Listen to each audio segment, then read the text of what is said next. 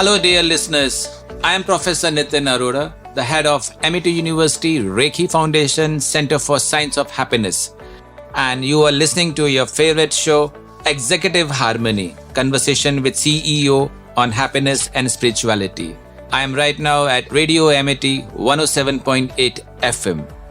Today is our 10th podcast, and we are so delighted that we are being joined by our guest, Mr. Ramprasad Akkisetti, the Managing Director of CCBA Designs, Pune. Welcome, Mr. Ramprasad ji. Thank you very much to welcome me over here. I came from Pune and I'm greatly surprised to find myself in Amity University. You have a lovely campus. I'm more so surprised to see that you have 40,000 students in this campus. It's a bustling campus with a lot of happy faces. And I hear that you're the head of the Center for Happiness. That makes me very happy to be over here. Before I enter into conversation with our wonderful guest, let me little bit say about a profile about our guest. Today we have the honor of hosting Mr. Ramprasad Akkisetti, a visionary in architecture, art and education. As the founding managing director of CCBA Designs, Pune, alongside the late Professor Christopher Benninger, Ramprasad transformed the firm into a powerhouse of architectural excellence, shaping iconic projects like IIT Hyderabad, IIM Calcutta, Azim Premji University, Bajaj Institute of Technology, the Supreme Court of Bhutan, and Loda Belmondo, nurturing a workforce which upholds the highest standards of design excellence. Originally, he was a medical student at AFMC. His passion for design led him to co-found CCBA Designs in 1995. Over nearly 3 decades, he has won numerous prestigious awards including IIA Gold Medal, the Great Master Architect Award, and a nomination for the Aga Khan Awards for Architecture. Beyond his architectural achievements, Ramprasad ji is deeply committed to education and mentorship. He has instituted several scholarships and gold medals in the honor of his late mentor Professor Benninger, encouraging students to aim for excellence. He has authored Christopher Benninger Architecture for Modern India and also published Letters to Young Architect, a bestseller translated into many languages. With global experiences across 50 countries, Ramprasad ji blends innovation with tradition, shaping not just space but also minds. Let's dive into this wonderful discussion with this wonderful gentleman, Mr. Ramprasad Akkisetti ji. Once again, welcome to the podcast Executive Harmony. Thank you so much for that wonderful, elaborate introduction to me. I feel very nice about myself now. Ramprasad, starting with the first basic question, what is happiness for you? That's a very loaded question at this point to me. If you ask me, happiness to me is being myself and to kind of discover who I am and to find the purpose for what I was born. And if I do all these things, I feel that like I've achieved the goals of happiness. Generally, I'm a happy person because I try to listen to my heart and follow my heart. As you have mentioned in my introduction that I have dropped out of a very prestigious medical college, Armed Forces Medical College, in my 3rd year of MBBS. That is when I met my mentor, my guru, Professor Christopher Benninger. And then I plunged into a completely different, work or profession. So I think I'm a person who likes to follow my heart. I like to be on the right side of everything. And that gives me tremendous amount of happiness. I'm sure, so your career blends architecture, art and education. What brings you the most joy in your work? Like what literally? Because bricks, buildings, we just know labors, we just know boardroom, we just know designs. But where is the joy in this? How do you see the joy? See, when we are doing buildings, we are doing architecture. See, it's a very complex project because understand like architecture is probably one of the most expensive professions. A client comes to us with hundreds of crores. They have a desire to build some campus, just like Amity campus. We have to have the vision to kind of transform his vision into something which is buildable. And there's a lot of money at stake. for which we are responsible. We have to give a shape to it, we have to give an identity to it, and we have to give a soul to it. When we are able to transform these visions into reality in the form of buildings, and when these buildings are part of a campus, and we feel generations of people graduating from here happily with achievements, going out to face the big bad world and to make their mark over there and to contribute what they are meant for, I think that gives a sense of happiness, because you do feel that you have created these spaces of purpose. Okay. A purpose se kuch yaad aaya. Somebody has said very wisely, if you want to stay happy, have an intentional living. So yes, if this is one of the reason of your happiness, I remember meeting with a forensic science head of department. So I accidentally entered into their crime room. So in their crime room, they used to have a body hanging, a dummy body hanging with the spots of blood painted by default. So I took a photograph with that hanging body and I posted in the groups. Right. So people said, "Sir, what is this? Why you are painting? Why you are posting a photograph with the hanging body and this?" I said, "I was told this is happiness room for them." And he said, "So where is happiness in this?" Right. Then the head said, "Ke finding a justice for a victim is happiness." So we are solving their puzzle. So this is our happiness room. So same thing, they have a purpose, something like that. Like you say, happiness, people graduate from happiness can mean different things for different things. people, and but that's a very nice perspective. I never thought about that. Yes. Your bond with your mentor, Professor Christopher Benninger, is remarkable. Right. We all are aware of that. Right. Would you like to share a joyful memory of working with him that continues to still guide you? I think one of the key facets of Professor Christopher Benninger, which I noticed, is that he was always very humble, and that made us feel very comfortable. So when a mentor is very humble and not wearing these wings of pride, it actually brings the learning closer to you.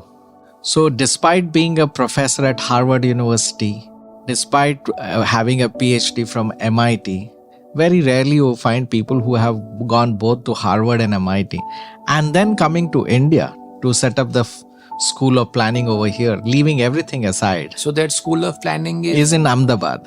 Was made by him. Yes. Oh, wonderful. Yeah. So then when you see this is a guy who's come with a purpose, he could have very well been at Harvard. You know, most people dream of going there. He was not only a student over there, but he also was a teacher over there. So he left everything and he came with a purpose. And what I found in him is that like he is a very common man. He can talk to a gatekeeper. He can talk to an intellectual. He can talk to ministers. He would touch across the entire cross section of the society. I think that is something which I found it very, very unique. To remain humble despite your achievements is a rare quality. And I would always say that like every student should be like taught this first. How do you kind of, ground yourself? There are, this is a very right way of thinking. If somebody can be grounded, somebody can stay humble. So I'm sure the philosophy of seed is to be grounded, and then the roots rises and the shoot rises. Absolutely. And the seed become a tree.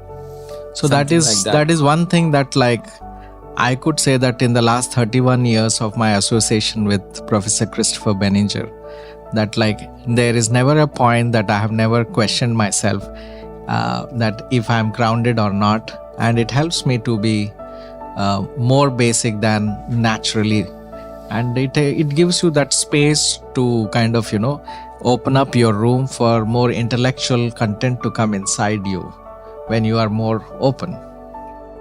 So I heard that you have traveled to 50 countries. Is it so? 55 countries. 50, you add 5 more. Yeah. Okay. Wonderful. So you have traveled to 55 countries. Yes. Could you share some experiences that left you still feeling deeply inspired from whichever country you loved the most, or the experiences? The country that I love the most is France. It's France. Yeah, I make it a point to go to Paris almost every year. Okay. Yeah. What I feel is that the French somehow have understood their history better than most of us. They've preserved it, they celebrate it.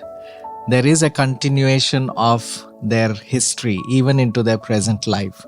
And they have somehow found the meaning of this Italian phrase which I always say, the la dolce vita, which means the beauty of life or the beautiful life, whatever you can call it.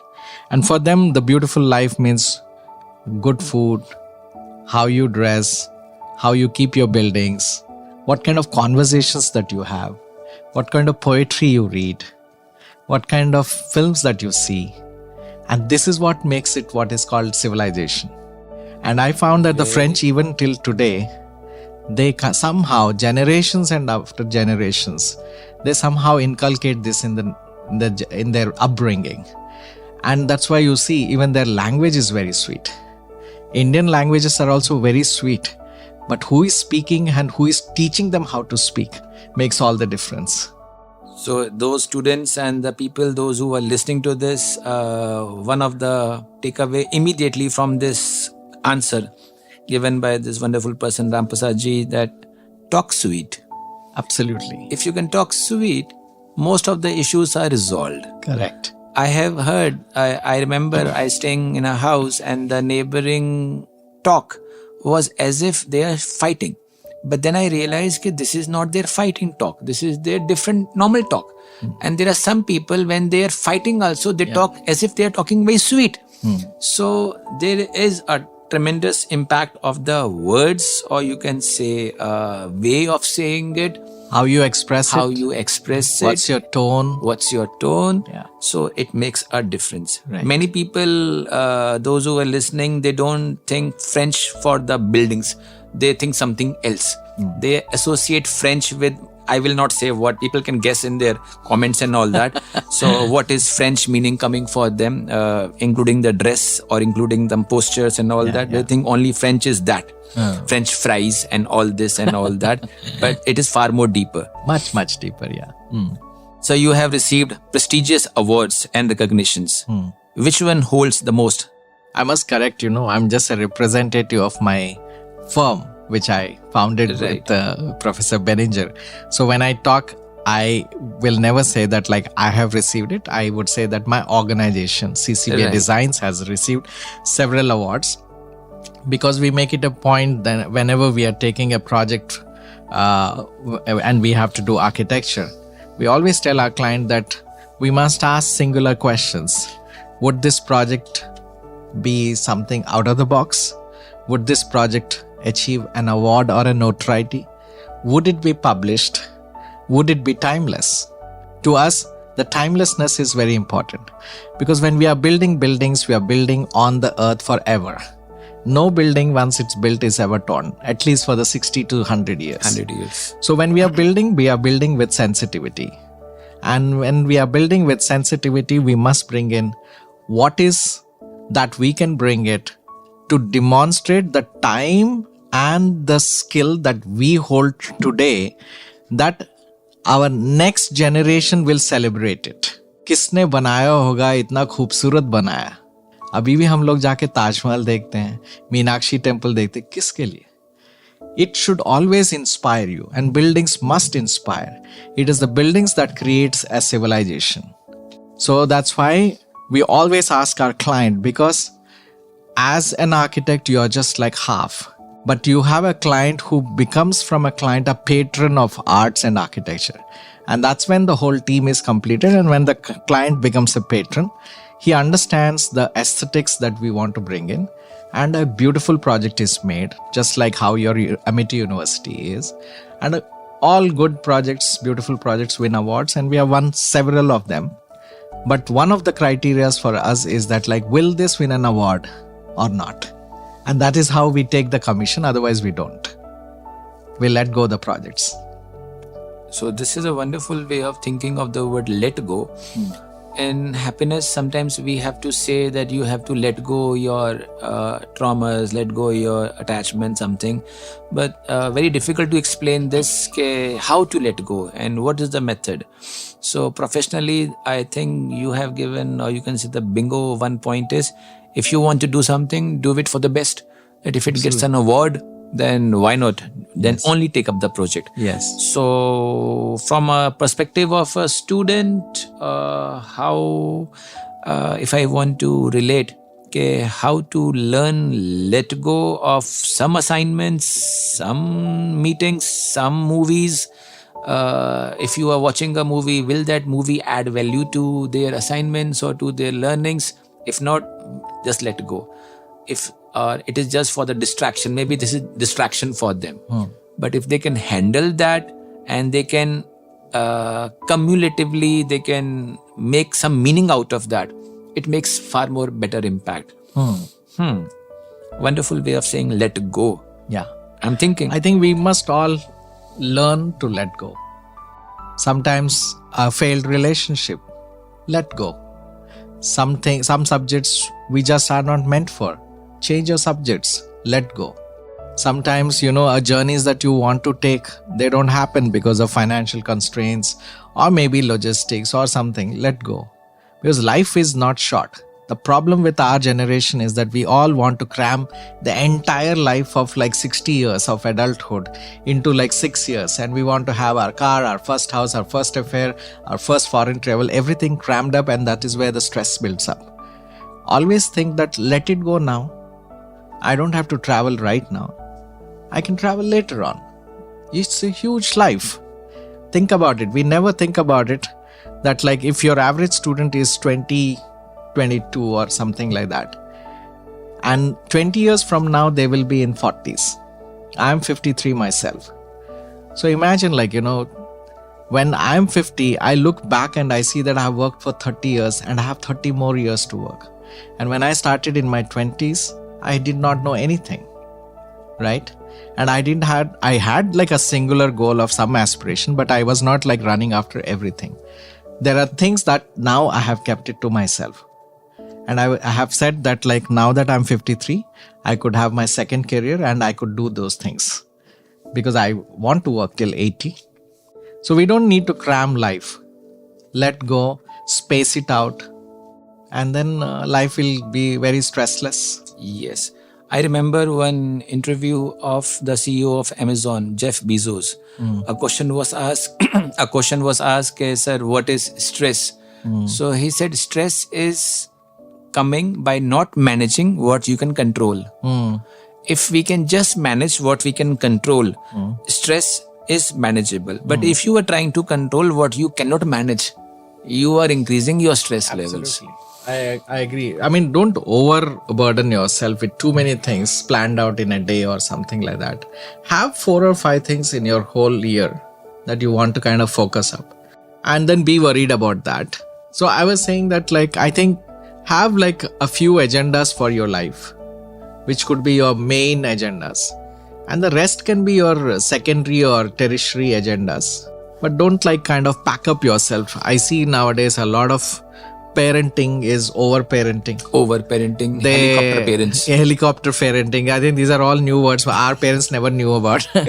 So I see they are so stressed out. Sometimes the parents, I have to take them to language classes. I have to take them to Bharatnatyam classes. I have to take them to French classes. I have to take them to clay modeling classes. They themselves have no idea why do they want to put such a pressure on the kids?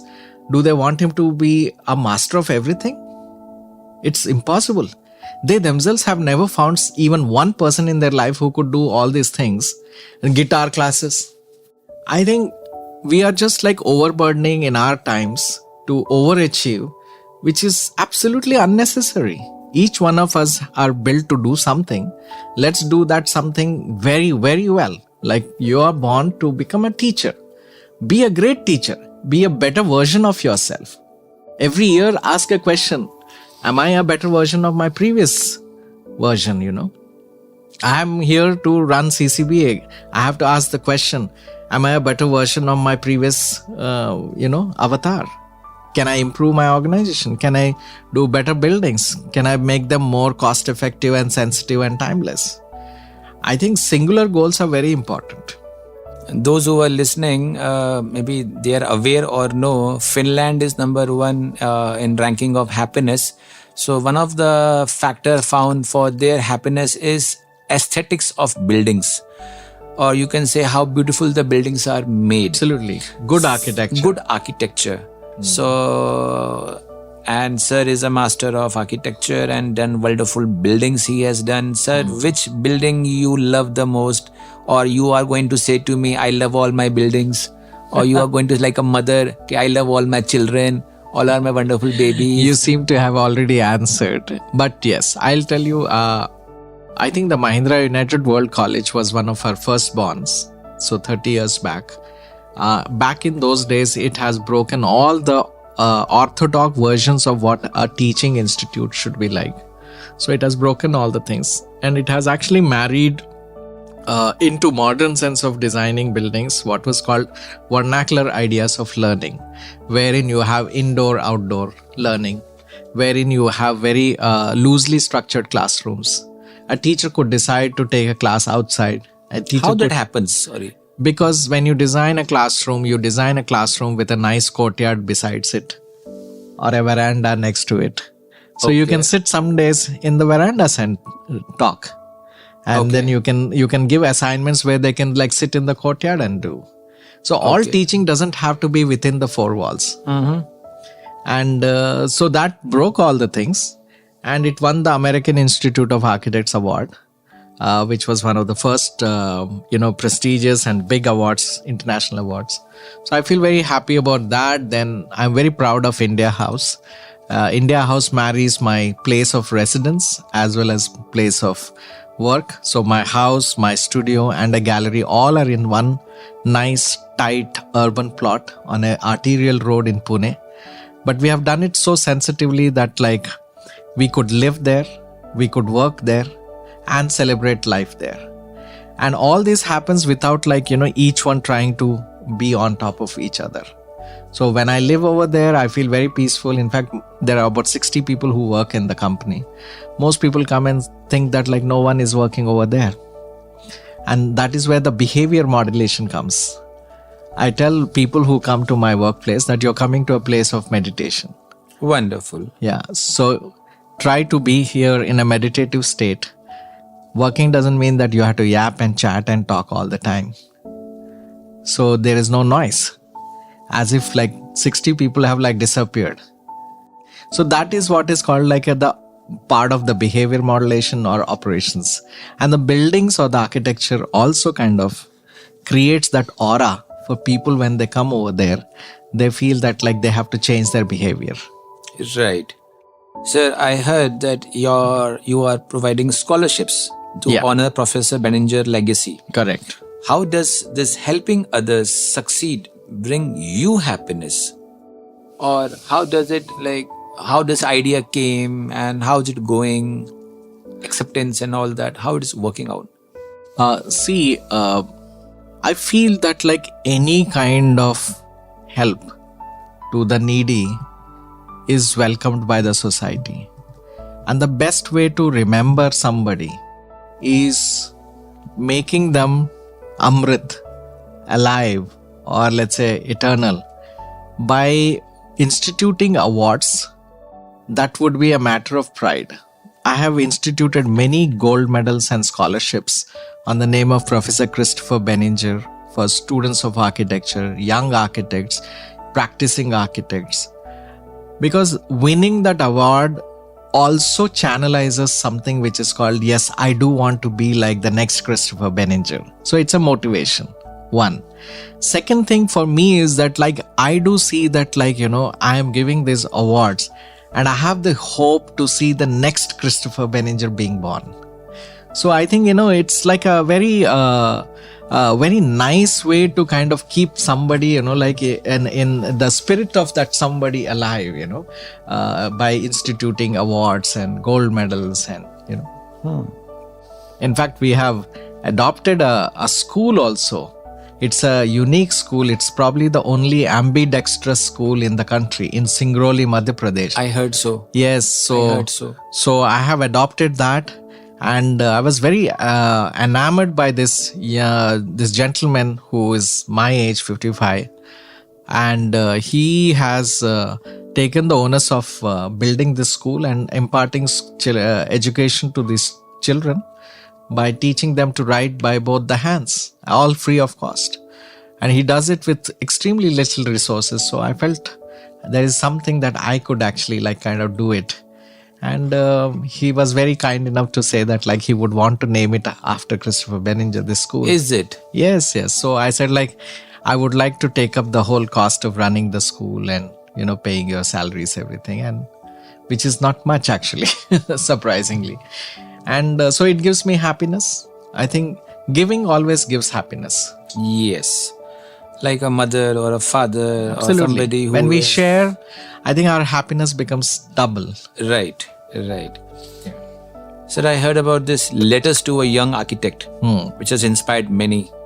What feedback or story from a reader, or if you got a feedback, somebody that who has read this book, brought the most joy or some kind of inner satisfaction? Okay, somebody has been impacted. Anybody must have contacted you, or somebody must have talked to you. See, up until the Letters to Young Architect was published, there was no... This was in which year? 2011. 2011. There was no book on architecture which was teaching you about the philosophy of architecture or the profession of architecture. What's the meaning of an architect? Everybody sees, unfortunately, in the times that we live in our country, everything is a job holding preparation. Like you're doing a course because you feel that at the end of the course you'll get a job. So but Christopher kind of taught what architecture is in a philosophical manners.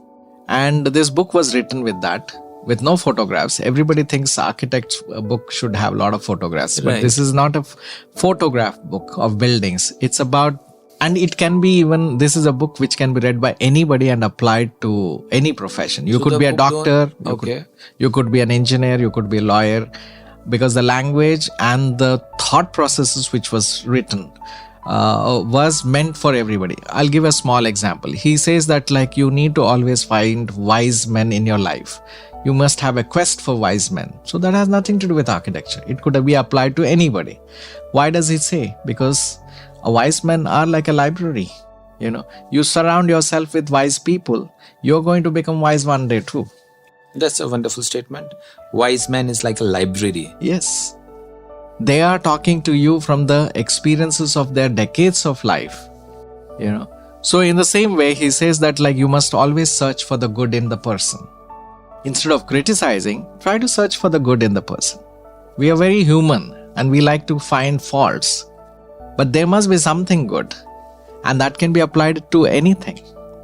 You can find something good in the building too. And take that one, remember in your mind. And when you have to design the buildings, use that goodness in your building too. The building itself may be very bad and ugly, but there could be something good. The way he has handled the door, the way he has handled the light, or maybe the way he has assembled the toilets. So I think we need to try to see the good in anything and everything around us.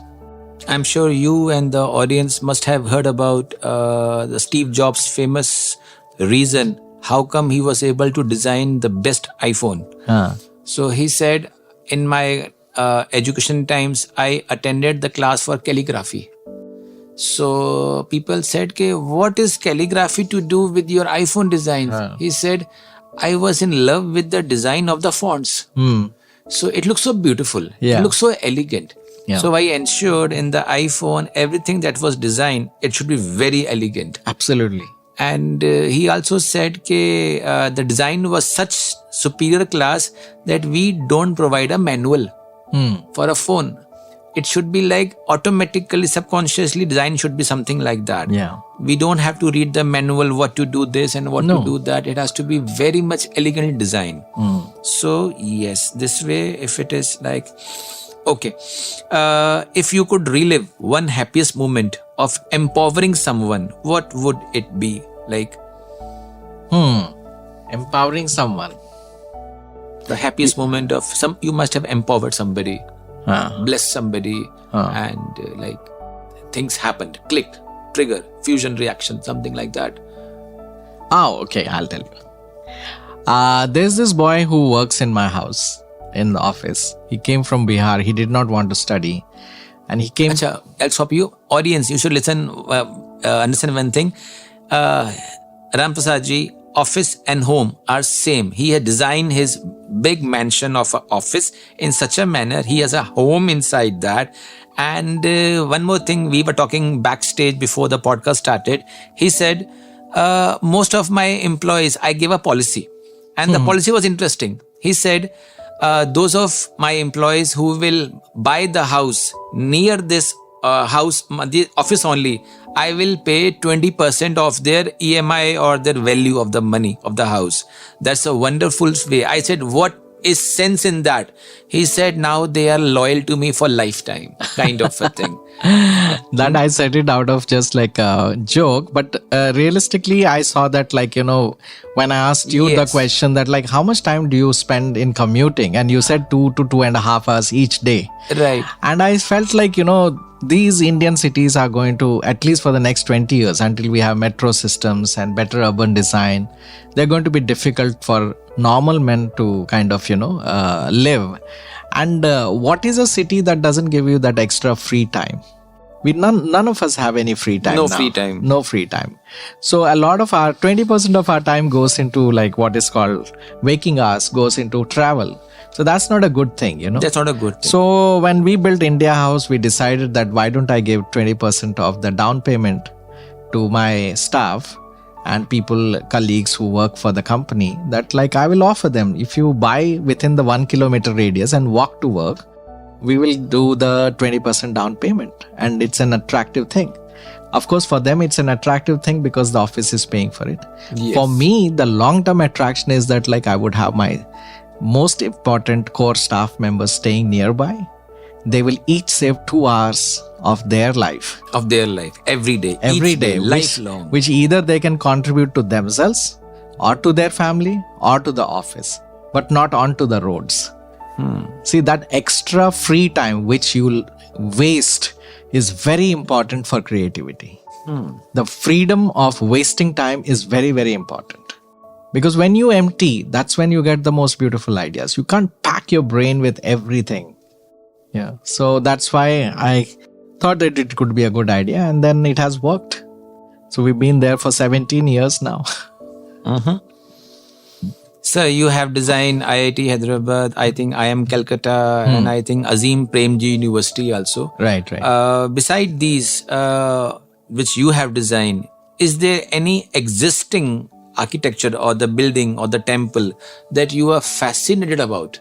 That you say, wow, who must have done that? And you must have gone into research of that and find some amazing information about that this is impossible. Even I can't do it even today. Is there anything that you have found out? Oh, yeah, this not in India. Okay. I think in the rest of the world there are some fantastic, pieces of architecture which are coming up. I found that the Sydney Opera is too complex? No, it's not complex, but it's a beautiful idea. It's a beautiful idea. Yeah, that is something which fascinates me even today. There's a museum in Alexandria, Egypt, which is beautiful.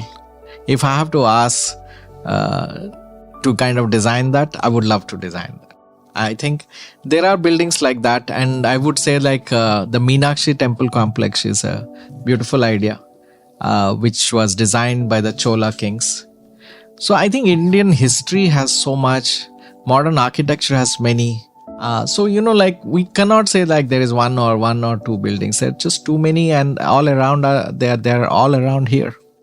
If somebody asks you to design a happiness building or a happiness center or something like a happiness university, is there any specific thing you would like to think on, or you would like to say they are just general, but all buildings are same meanings and all that? Or do you want to do something extra in that? Yeah, I think I would say a building meant for happiness would have a lot of amphibian spaces Amphibian spaces. which would have indoors and outdoors. Human beings generally feel more connected to nature. That lends to happiness. Spaces should not be claustrophobic. The spaces should have double height ceilings. They should have like volumes which are larger, because human beings generally feel very awed by large volumes. Like when you go to a church, when you go to a gurudwara, or when you go to a big hall or a central dome or an atrium, you do look at it and you feel that your what is it, dopamine, am I correct? It's secreting, and then you feel, wow, how nice it is. It creates happiness. So these elements should be dealt at a spatial level. Then human eye also likes what is called detailing. Yeah, how a corner meets a corner, some kind of a window detailing, some kind of wall detailing, or some kind of flooring pattern. So these are the things. Ceilings are the biggest surface of a building. Create a ceiling, not just false ceilings. Create maybe like coffered ceilings. Create arches. Maybe create domes. Create some murals, because your eyes are in the upper part of your body. You want to watch towards the ceiling. And many times these ceilings are like now with false ceilings. It doesn't lend anything. You're cutting the space. Have great windows that allows you to see the vistas. Design your building sensitively. If you have a river, open it up to that.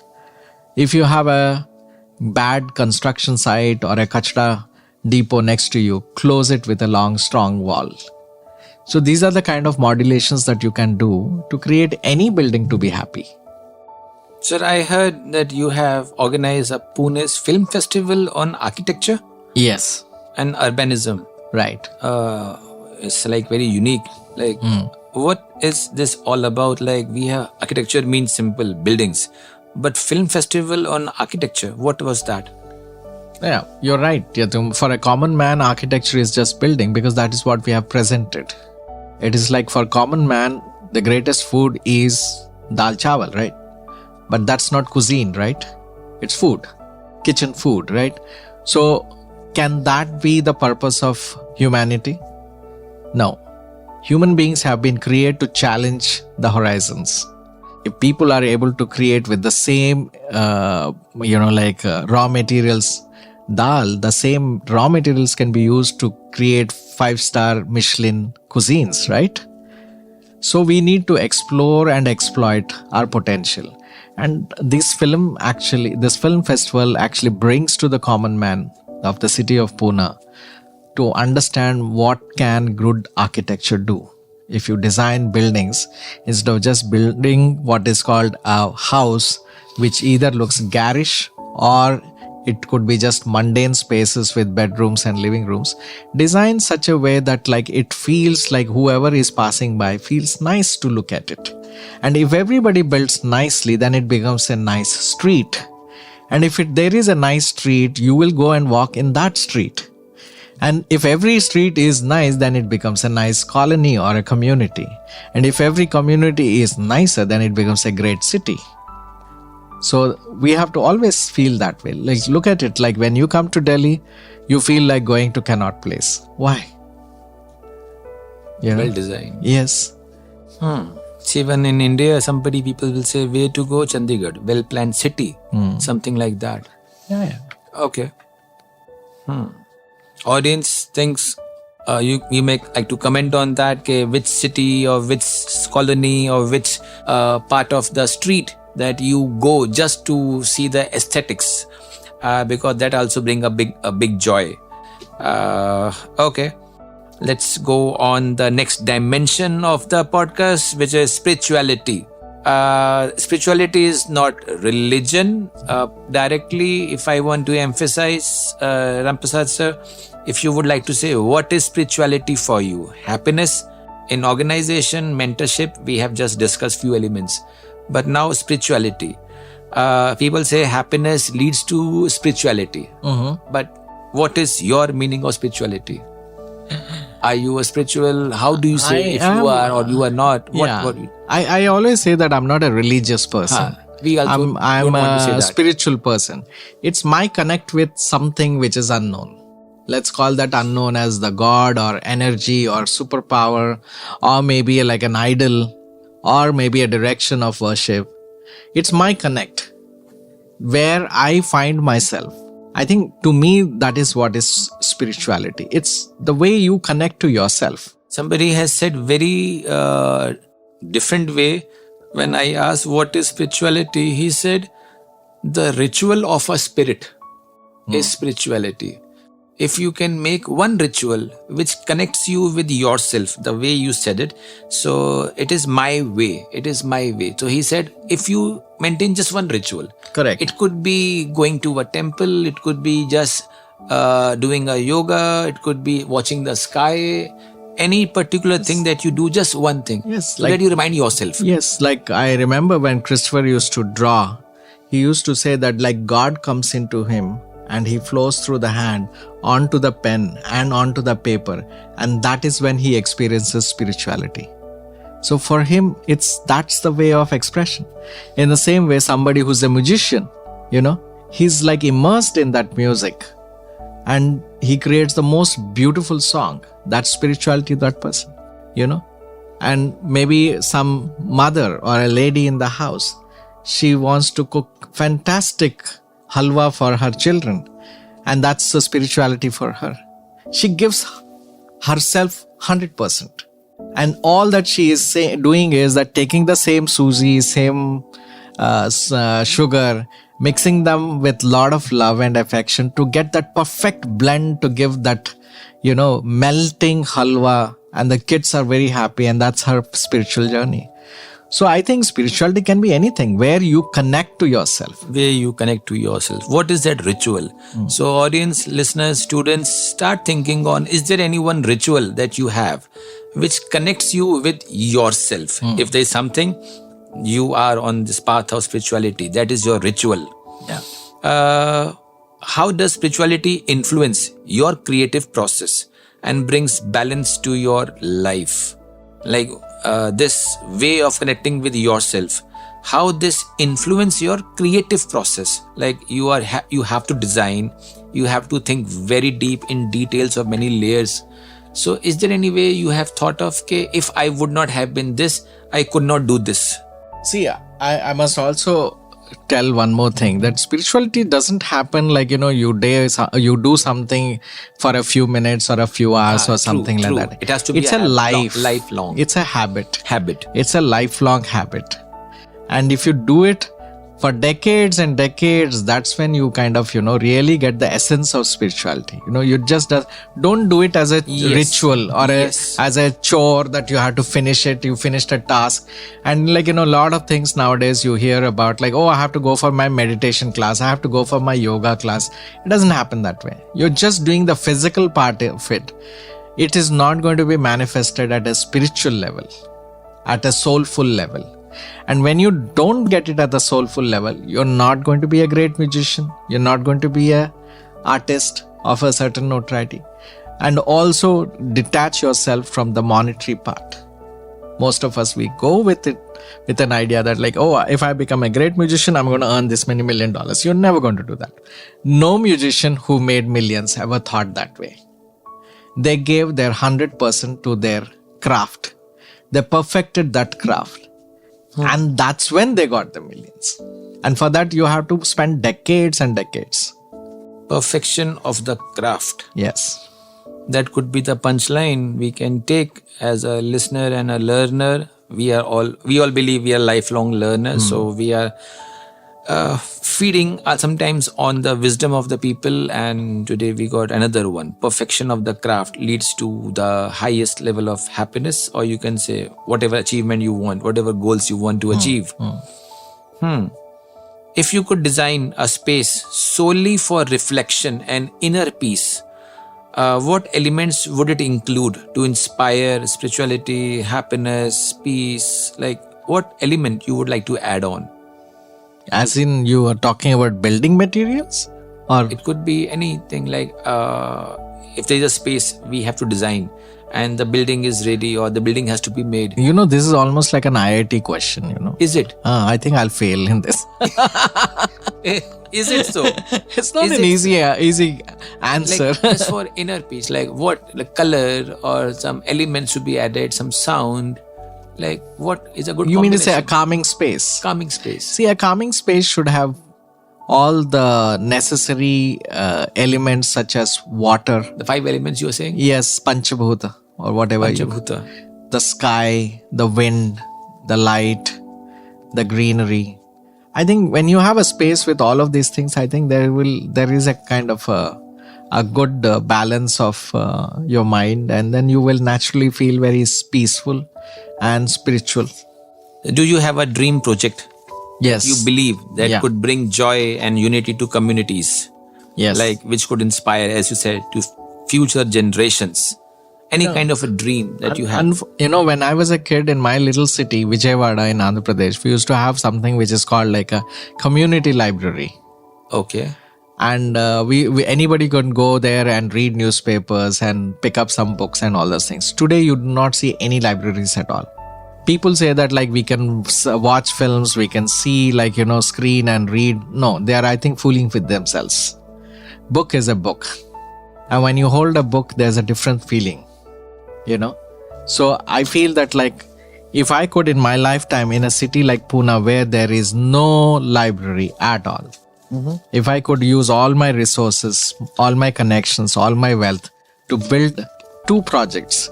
One is a great city library where anybody can walk in. And we have thousands of books. And it has to be a great place where people feel that like they can just go and like hide themselves. No barriers, no chowkidars, no iCards, none of those things. Just keep sensors. Every book has a sensor, nobody can steal it. We have too many of these things. Look at our temples. We put our gods in jails. Why? Will he escape? Have you ever seen our temples? How we lock them up, and then we have like police people there monitoring how people should go, crowds. I think we are unnecessarily creating barriers. A barrier-free library where anybody can walk in.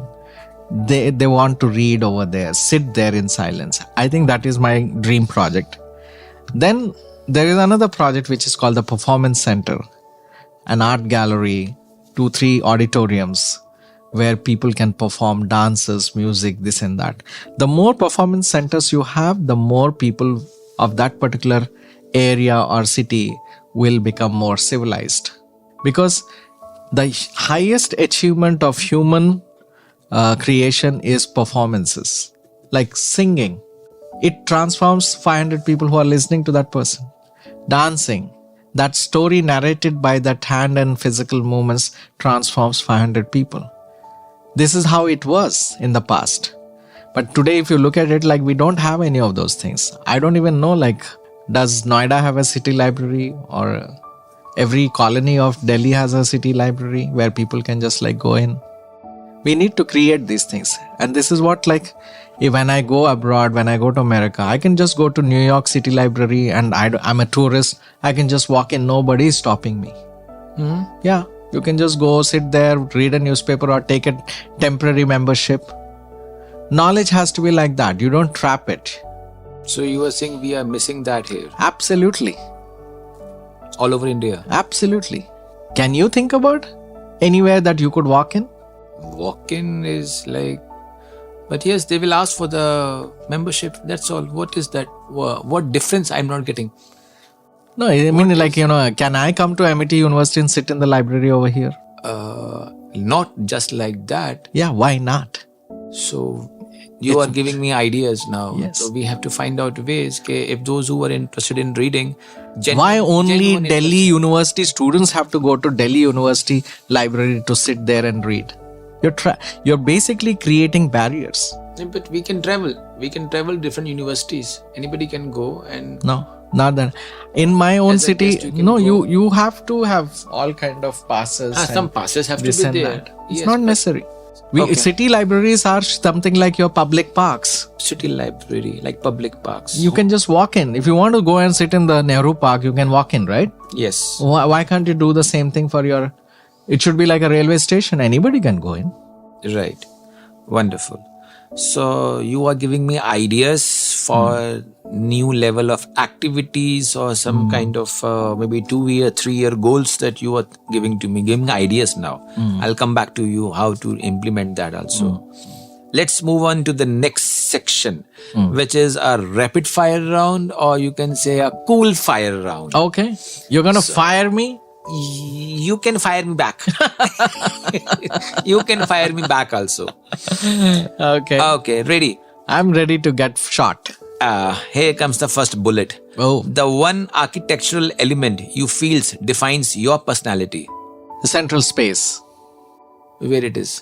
Any building that we design Okay. has a central space. And what does that thing? It congregates everything around. It ties the entire building together. Okay, it ties everything together. Yeah. Okay. What's your go-to source of creative inspiration when you feel stuck? Is there any place you go? I take a walk on the river bank of Pavana River, and then I free up the mind. There are several projects which keep going like parallelly in the mind. So when I'm stuck, I shut down that one and I work on the next one. Many times working on the next one gives the answers to this one where you are shut. So always in life have like 2-3 parallel projects going around. Even when you're writing some book and you're doing some paintings, that is how the masters used to do. They would have simultaneously work on 3 to 4 paintings. And if they are stuck at some point, they would move on to the next canvas. I heard those who are avid readers, they read not just one book in one go. They read 2-3 books in parallel. And the advantage of that is that you are doing what is called a comparative analysis. And many times what happens is like you become a genius when you're able to tie the economy, the aesthetics, the social, the current, everything together. Because you don't understand it only from one dimension, but you understand it holistically. What economic activity led to certain kind of movement? Or what political pressure led to certain kind of, artistic evolution? Historical. Yeah. People have very poor sense of history. Yes. But yes, if somebody has it, Yeah. he can connect the dots. Yes. I think you answered this question, but still I want to double check. A city whose architecture left you speechless. Is it still France No. or something else? I think I like New York. New York. Yeah. If I have to I must say, tell you this one. I read somewhere that if I have to think about 2 cities which should never be destroyed, one is New York and the other is Paris. It's because human civilizations can never build them again. And Hitler also, when he reached Paris, his generals opposed him when he wanted to bomb Paris. His general opposed him. Saying that we could never bomb Paris and rebuild it again. Although they have bombed London several times. Okay. But Paris was never bombed. So you see, sometimes even beautiful cities are spared because even the worst of dictators or the Rakshasas, they also kind of wake up to understand this is a human achievement. So let's not spoil it. The one project you are most emotionally connected to. Most emotionally connected to one project. Like my baby, like my something like that. Oh, these are. I'm missing you, something like that. I want to see you again. I think my house is like that. I have seen that. It's so wonderful. Yeah. Every time I go back from my travels, I feel that why did I travel? I stayed in horrible hotels. This is so much more better. Right. If you could collaborate with any architect or historian, who would it be? Louis Kahn. And he is? He is no more. Louis Kahn is an architect who designed the Parliament House of Bangladesh. He designed the Yale University Library. He designed the an art gallery in Texas. He designed IIM Ahmedabad. So his sense of creating spaces is outstanding. What's your favorite Indian art form to integrate into design? Miniatures. Very Indian. Miniatures. Miniature paintings, they are like narratives. They are stories. One painting can open up a whole Pandora's box. So I think, unlike one static painting, like the European style of a portrait or something, when you have a miniature or a pichwai, Rajasthani pichwai, they're like kind of a film. You land up discovering so much. So I think your architecture should be like that.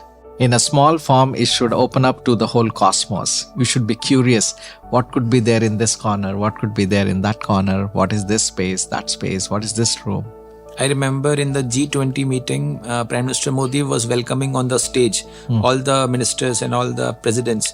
At the back of that meeting point was architectural of Konark temple, some symbols, some sundials and all that. So the way that you were saying was something similar he has implemented. And he was explaining while the handshake was going on the meaning of that scripture, the architecture, the meaning of that painting, explaining that. Okay. One word to describe your mentor, Professor Christopher Benninger. A wonderful human being. Okay. Because he always said that, you should be a good man, not a great architect. First, be a good person. If architecture could speak, what would your favorite building say? I belong to all of you. Very sweet. A dream location where you would love to create your masterpiece. Is it again France and is it again New York, Paris? Leh. In Leh. Now you... Okay. So a lot of scope there, lot of space there. The happiest moment of your career so far? I think when we got the Ajim Premji University, we felt very, very happy. Because I think for the first time we were doing a whole university.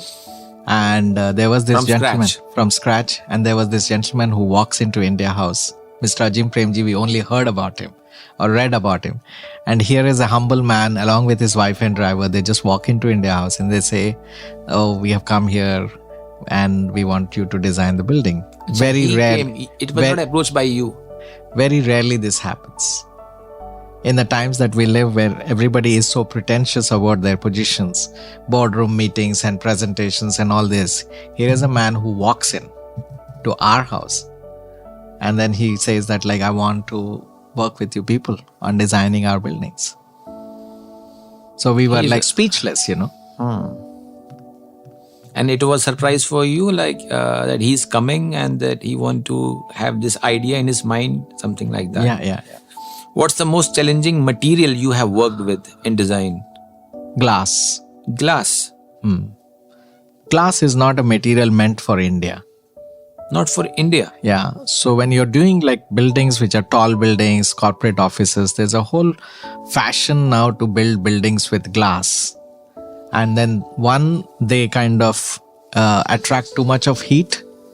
They trap in and you are over air conditioning these buildings because Indian climate is very hot, So, which was good, glass was good as a material in the cold climates, but we are mimicking it over here. And then when clients come to us saying that we want buildings New York or Europe, because they travel a lot, and then when we keep saying that glass is not the material for India, it'll trap a lot of heat.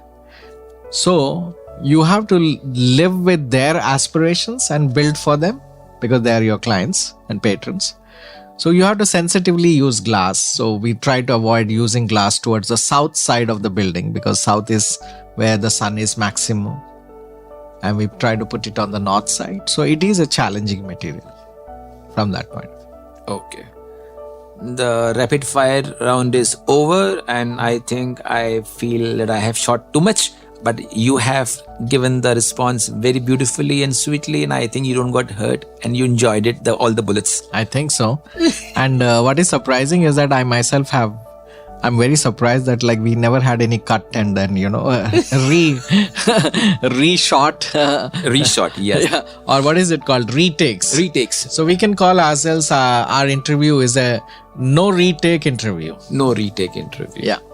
The third section that we have, Ramprasad sir, is that every podcast we ask the speaker to leave a question to the next speaker. Oh. So, and he don't know who would be coming next. And he don't know. Today we had today we had the 9th podcast and before him the speaker was from SpaceX. So he was the person who has gone to the space, literal space. Wow. and his name was Andy Sadhwani, a good friend. And he was in Virgin Galactic Mission in June 2024. So in the morning, the person who just came is the CEO of Progressive Aviation Ventures. Wow. So when I asked that question to him, it was a new question kind of a thing. Right. So now he has left a question, Mr. You can say the person who has just come was Mr. Dr. Rupak Vashist. So he's a CEO of Progressive Aviation Ventures Limited. It's based in Ahmedabad, the gift city. So he has left a question for the next speaker. Now it is you. Okay. So I will be talking about his question. He says ethical values are depleting. People are fudging their accounts, information at different level, and there are integrity related issues. So how to ensure as an organization head or as a CEO or the founding person, how to ensure that ethical values are instilled in the employees and the coming generation? That's his question. I don't know whether I can answer this, but I can say that, like, at least in my own organization, from the day that Christopher and I started this organization 30 years back in 1995, we both have lived our life extremely ethically and honestly. We have nothing to hide. So the one answer could be transparent, show what you're doing, tell how much you're earning, how much you're sharing. The problem comes is that when you start keeping these Watergates, trust is depleted. The Watergates. Okay. Yes. So don't have too much of barriers. Employees also want to know, what the organization is making as profits or losses. So you try to say that, like, okay, this is what it is, and even that could apply to let's say a family also. I think when we create too many OTPs, too many passwords, too many barriers, obviously you are actually challenging the trust. Transparency is very important in anything. I think by being transparent and by demonstrating that you are transparent, you are doing this way or that way, you are going to teach to your employees, a thing or two, and then they will also endorse those same qualities. Transparency. Yeah, and then they will work. They understand one thing, like, all human beings are not like rascals, no? Rules are only made for like maybe 5% of the population. Everybody is not a chore. Everybody is not a murderer. So thank you for this reply to the question for Dr. Rupak. Dr. Rupak sir, we would be sharing this answer from Mr. Ramprasad ji to you. Thank you. Now, next thing comes is you will leave a question for the next speaker. And you don't know who that person could be, a male, gentleman or a lady, this country or abroad. And we will ask the same question to the next person. Okay. So it's a blank check question you can ask to the person. Blank check question. Using your knowledge and the resources, how would you commit yourself to change the lives of at least 2 people? That's it. Okay. So we will transfer this question to our next speaker. We don't know, it could be this week or next week, but we will get back to you with the answer that will be given by the next speaker to you. Thank you for this lovely question. And now we are coming to the end of the podcast session. We have covered aspects of your happiness perspectives.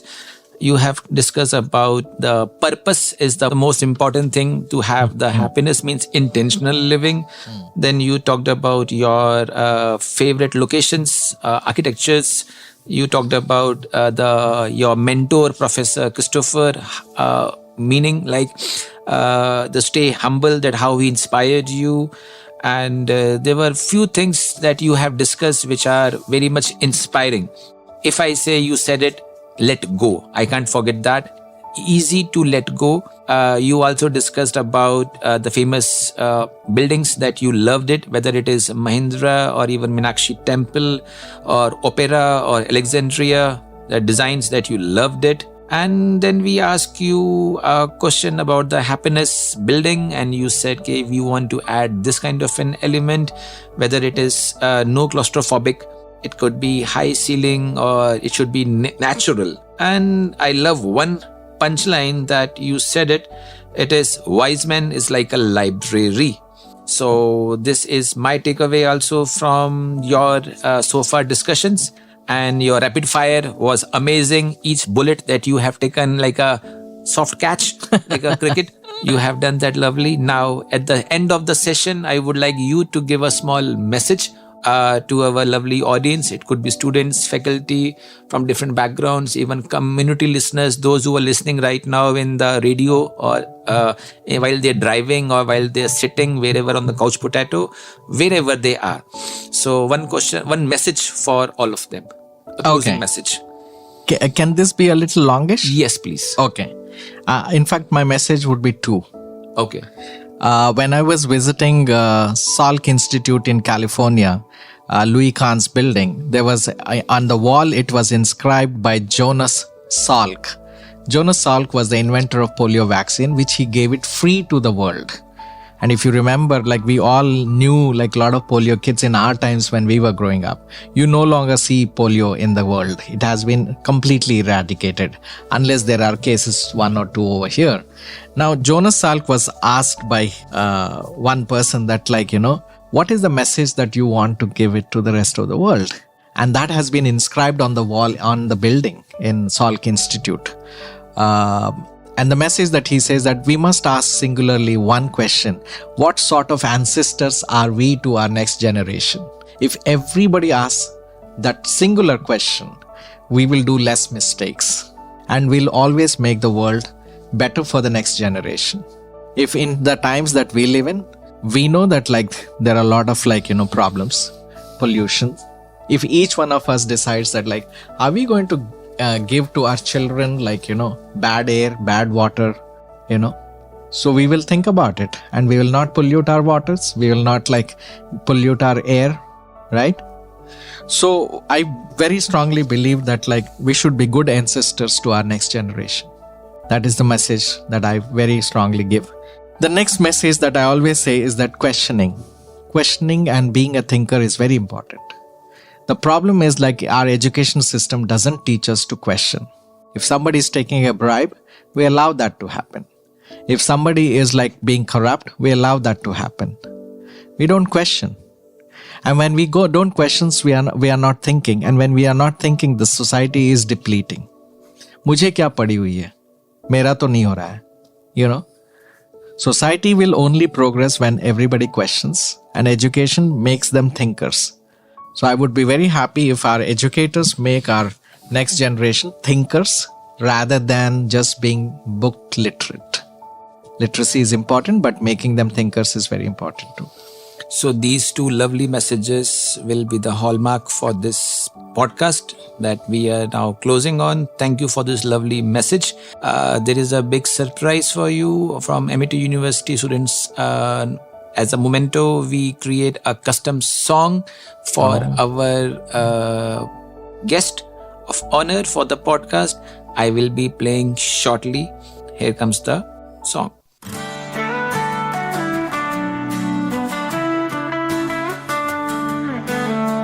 From humble roots to soaring skies, you've built a legacy that never dies. With every design, a story unfolds, a visionary's touch, strong and bold. Ramprasad, you build the dreams of art, of culture, and endless dreams, guiding hearts, shaping minds. A brighter future is what you find.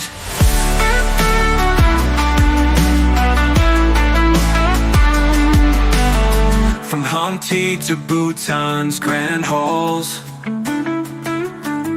your work inspires, breaking all walls. Scholarships, books, and creative flow, your wisdom lights where we need to grow. Ramprasad, you build the dreams of art, of culture, and endless dreams, guiding hearts, shaping minds. A brighter future is what you find.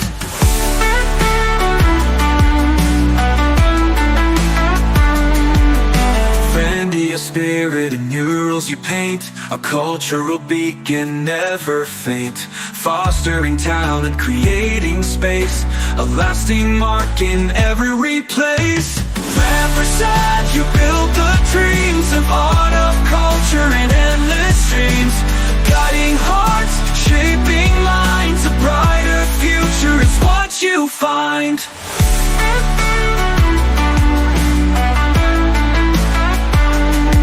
So here's to you, a guiding star, shaping futures near and far. Your vision shines, your work remains, a legacy of passion in life's terrains.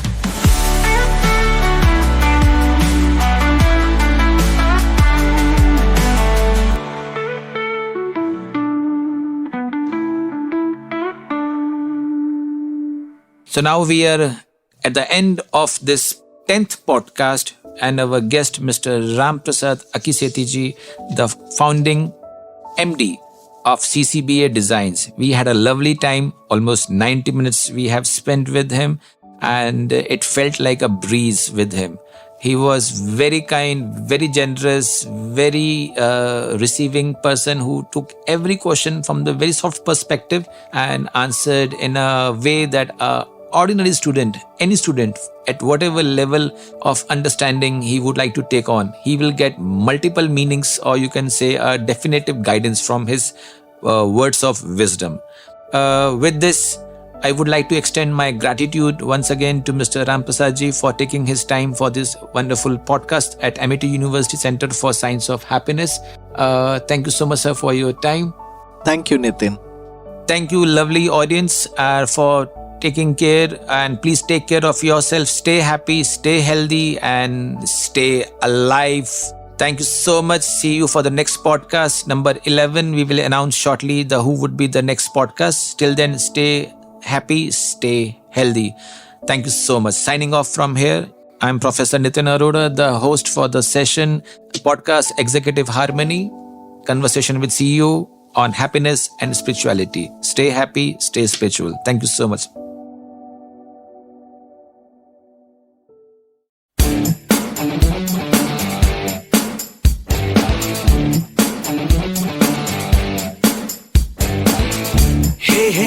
चलो ना ढूंढे शहर एक नया, जहाँ मुस्कुराहटे हैं बिखरी, जहाँ से गम का मौसम गया, जहाँ मीठी बातें हर एक अजनबी से हों, भूले हम भी जो सारी फिक्रें, लम्हा लम्हा खुशी। आजकल सारे उदास रह रहे हैं, लेकिन आपकी जिंदगी में कुछ खुशी का जरिया होगा, तो आपको क्या खुश करता है? What makes you happy? पैसा और वर्किंग आउट। पैसा और working out. Friends, best friend. Okay. तो इसके अलावा और कुछ? फैमिली। और पैसा रहेगा तो सब अपने आप ही खुश हो जाएंगे। यही आप कहना चाह रहे हो? बहुत बहुत धन्यवाद।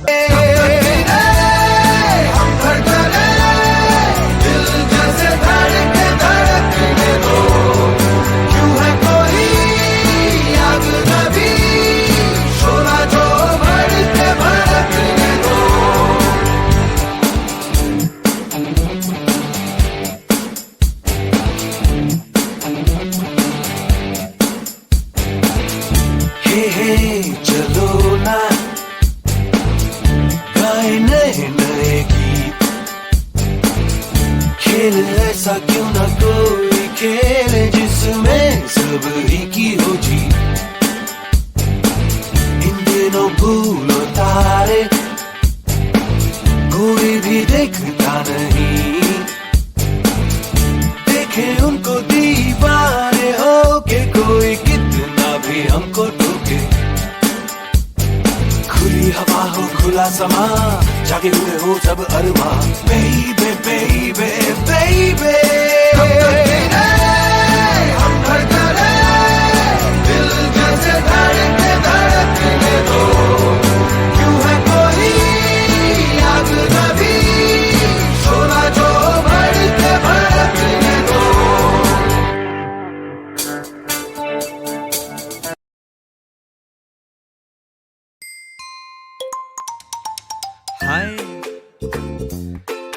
कैसे हो,